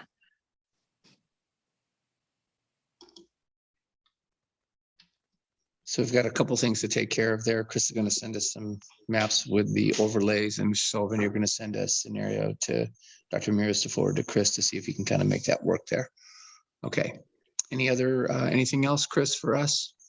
That's it. Thank you so much. Okay, thank you for your time. Dr. Ramirez, anything that you had to add? Just to channel the conversations that we had with the attorney. Basically, I just want to remind the trustees of one thing. March 15th is the timeline in order to set us up for the elections coming up in the fall, winter. And just another reminder that all of these plans do have to pass through the County Committee on School District Organization. And so just to channel the conversation, part of it was that if the intent was, or if it appeared to be the intent to hold on to a trustee as an incumbent, that would be problematic for us at that stage, even if it clears this one. So I just want to be very cautious that we not put ourselves in that position. It could even be problematic, not only at that stage, but in the future too. Just because it passes muster with the County Elections Commission does not mean that it's not going to pass muster, in the future. Yeah, agreed. And I think that there is just some caveats because all throughout this conversation, it has been about preserving trustee area 1 or what could potentially be trustee area 1. And, but anyway, I think there are some scenarios that we could explore, but I just want to be able to articulate that it does, Mr. Smith, Mr. Saldani, who is the attorney representing AALRR, we exchanged several communications and had a lengthy meeting to discuss this. So I think the intent was certainly there. Well, why is March 15th such a deadline for us? Because we need it in order to satisfy the requirements for the fall elections. Any time beyond that is going to put us at jeopardy of being able to move toward this in time for the elections. I don't understand. I can add Maybe- some clarity. yeah.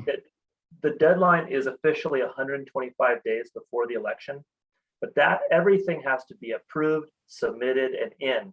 And so typically the attorneys say March, maybe pushing into April, but March is really when you want to have things wrapped up because there's still some stuff you got to go through the county committee. They may have some changes, but that's why the attorneys recommend March. Yeah, maybe. It's not just that, Chris. The other issue is that many districts and political maps are being redrawn on the basis of the 2020 census. So the backlog that the county is going to experience is going to be significant. And so any delays would put us in a very problematic position. I'm just advising the board that that could be the case. Well, having sat on the county committee for district organization, that's a whole process in and of itself. They've got to hold, I understand, I'm trying to backthink this, but they're going to hold 2 or 3 hearings for themselves. Probably not change anything. It doesn't matter what the voters have to say. It's just that it's going to, is it legal? Yes or no? That's the only question they're going to say. And so it can go to the ballot. Because I've been through this process several times at the county level. And it could go to the CDE, but not likely. But yeah, the county committee on district organization has to hold a couple of open hearings, public hearings. Sorry, Mrs. Peterson had a comment as she's been working with all the small school districts on this matter. So just as a point of clarification, it's only required 1 hearing with the county commission. They just approved Santa Clara, Mupu, and Somas's maps at 1 hearing, which was last week.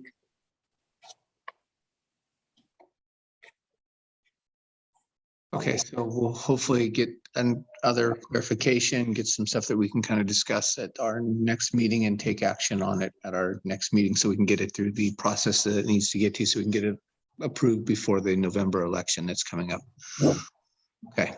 Any other questions, any other discussions before we move on to the next item? Okay, thank you again, Chris, for your time. Appreciate it. And we'll look for that email from you and we'll get some stuff to you also. Okay, thank you, sir. All right, thank you. Good night. Okay, so moving on to the next item, is the consideration of approval of the consolidated application for the federal funding with CONAP. Can I get a motion to approve?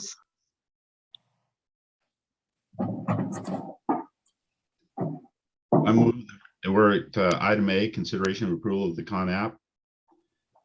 I move that we approve the Con App. May I have a second? I will second. Okay, any discussion regarding the approval of the consolidated application for federal funding? Aye. Any discussion? Dr. Campbell, just one point of clarification. This is the winter release. And so there is content that is more of a look back on assurances over the last, primarily the last year, but there are some other years quoted there. There's another release that's coming up in the spring. Okay, so this is back to winter and there'll be another one in spring. Okay. Any further discussion?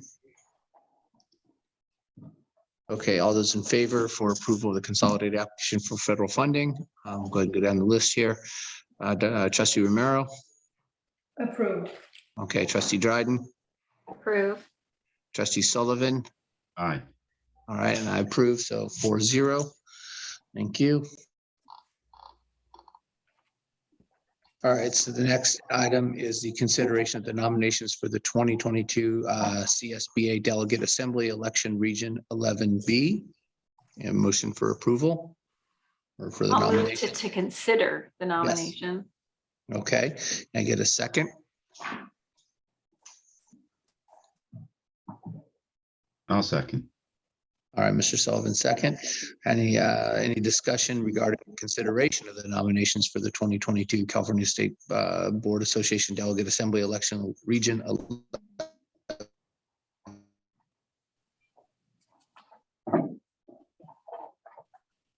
So I guess I know he kind of, his audio is going in and out, but I guess we don't normally vote on this unless we would know somebody.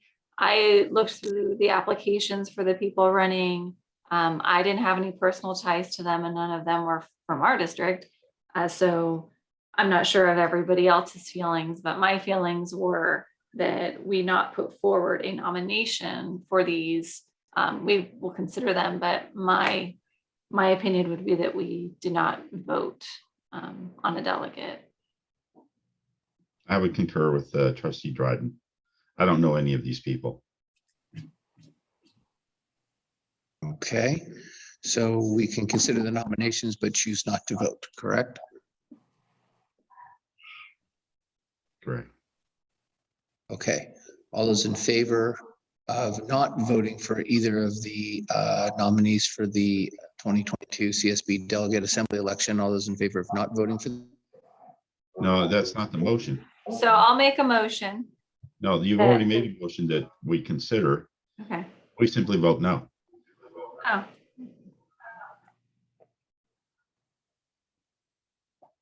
But we have to vote no in consensus. Pardon me?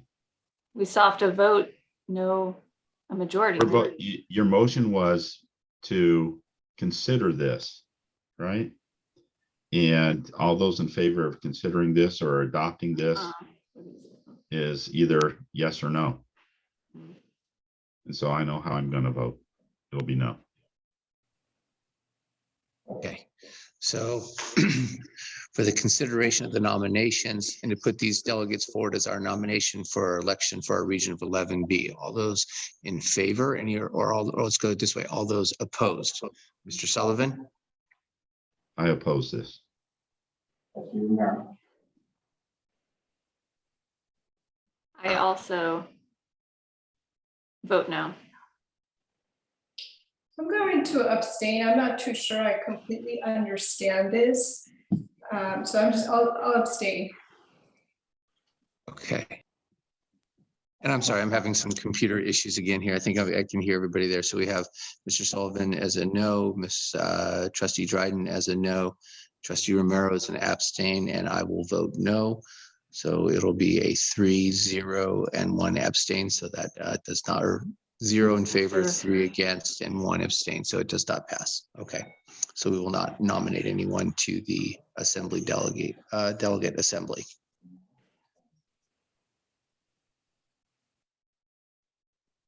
All right, so the next item is the consideration of the ratification of the service agreement with Franklin and Vizzo Plumbing for the installation of the hydration stations. Can I get a motion to consider the ratification and approval? We are doing a consideration, and we should have a motion to ratify. I move that we ratify the service agreement with Franklin Vizzo Plumbing for the installation of the hydration stations. I'll second the motion. Any further discussion? Dr. Ramirez, since this is a ratification, I'm assuming that this has already been done and performed and Yes, it's completed. We're simply ratifying what's already been done. yes, it's already been completed. The work has been done. You received some information in the board memo some time ago. Right. One point of clarification, one unit was a bit more extensive than the other, and that just had to do with plumbing that needed to be routed a little differently in the middle school than in the kindergarten, which was just a more straightforward project. So that's why you see a variance in one versus the other. Okay, any further? Any further questions? Okay, all those in favor of the application is to Franklin Vizzo Plumbing and the installation of hydration station, Mr. Sullivan? I think you're asking for a vote. I'm in favor of ratifying this. Yes, thank you. I'm sorry. My voice and Yes. audio not working very well here. My- Trustee Romero, are you your vote?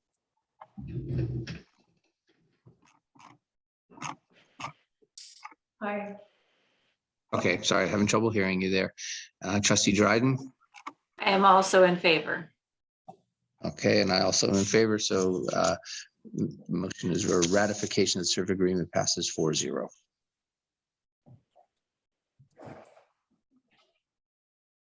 Okay, so next item is the consideration of acceptance of the certification of the 2020-2021 annual report of the audit of financial statements and supplementary.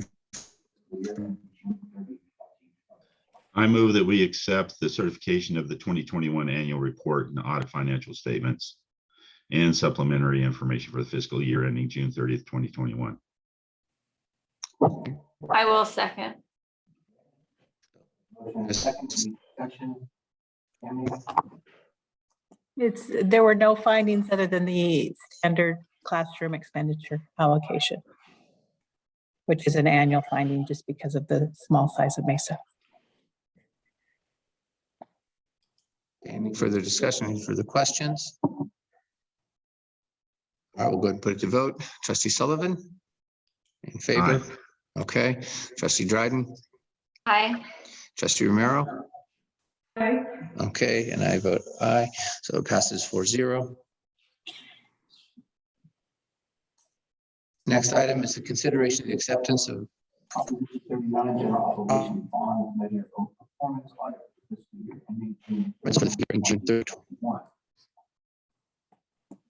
Motion. I move to accept the The Proposition 39 general obligation bond measure, a performance audit ending June 30th, 2020. I'll second. second. Okay, thank you, Mr. Sullivan. Any discussion, any questions? Tammy, Dr. Ramirez, anything they found on that? Everything's Everything is clear. okay, very good. All right, any further discussion, any further questions? Okay, we'll go ahead and put a vote. All those in favor of the acceptance of the Proposition 39 General Obligations Bond Measure O Performance Audit for fiscal year ending June 30, 2021. Trustee Sullivan? Aye. All right, Trustee Dryden? Aye. Trustee Romero? Aye. All right, and myself, that's 4-0.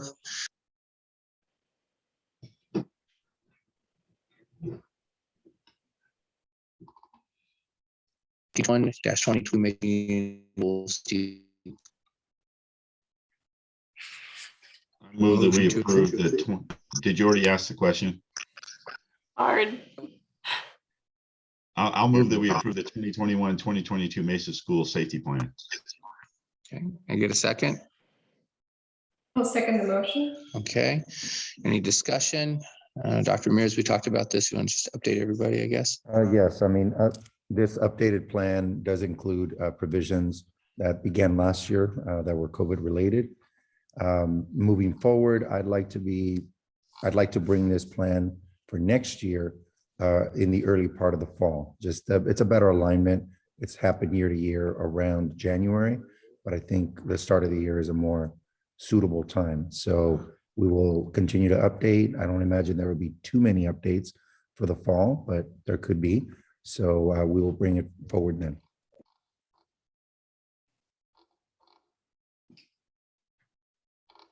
Okay, any further discussion with part of the 2021-22 main school safety plan? Okay, all those in favor of approving the 2021-2022 Mesa Union School Safety Plan, trustee Sullivan, Aye.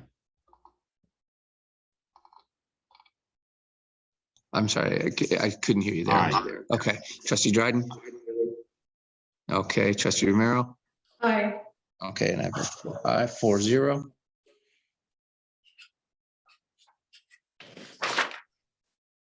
So the next item is the consideration, or actually, this is, I think, do I have the old version here? It says this. Yeah, this is the first reading of the December 2021 CSBA Board Policy Revision. So G is first reading. Nothing to approve. I did want to make one comment on Approves the first reading. 670.1 on transitional kinder. You received this in your board packet, but my recommendation is that the board consider the revision would extend enrollment for students who turn 5 between September 2nd and now February 2nd, extending the timeline by 2 months to what currently is a practice of December 2nd. My consideration or my recommendation is that the board consider extending all the way to either June 2nd or June 30th, basically to align to the end of the year. I think it could be beneficial to Mesa to have a TK classroom of similar age group children, and it's something that we have already, or I've already had conversations with staff about. That could be beneficial and could be helpful for us as we, as a state, transition toward a version of universal preschool. Did you already put that? I'm sorry, I didn't look at that to see. Did you already put that in as an updated policy to change those dates? Or is that something that we're going to need to amend at the time that we adopt? Go ahead, Mr. Sullivan. Is this something that we're going to need to, that we can go ahead and take care of right now? Did you put it in the board policy and modify the board policy that we're going to be looking at? Or is this something that we need to amend at the time of adoption? We can change the language, but if the board is open, we can make the modification so that it appears when the board is ready to vote. Effectively, if there's support for it now, what we can do is move forward with messaging appropriately.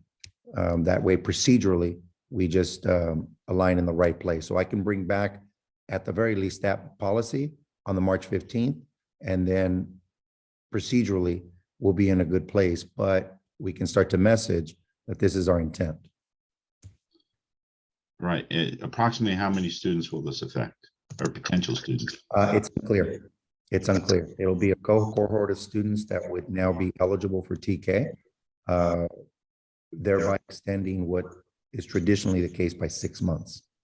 So it's unclear how many students that would impact, but given our range over the last several years, we've had about single digits, about 7 to 8 TK students in the last few years. So I would imagine that we could potentially see a 50% increase upon that. Maybe even 100%. It's unclear right now. Is there funding for this?